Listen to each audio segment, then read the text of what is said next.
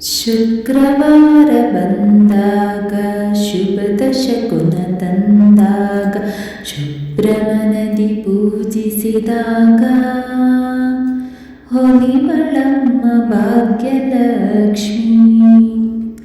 ಶುಕ್ರವಾರ ಬಂದಾಗ ಶುಭದ ಶಕುನ ತಂದಾಗ ಶುಭ್ರಮನದಿ ಪೂಜಿಸಿದಾಗ ಹೊಲಿವಳಮ್ಮ ಭಾಗ್ಯಲಕ್ಷ್ಮಿ. ಮನೆಯ ತುಂಬ ಮಕ್ಕಳು ಬೇಕೆ ಕೊಡುವಳಮ್ಮ ಸಂತಾನಲಕ್ಷ್ಮಿ.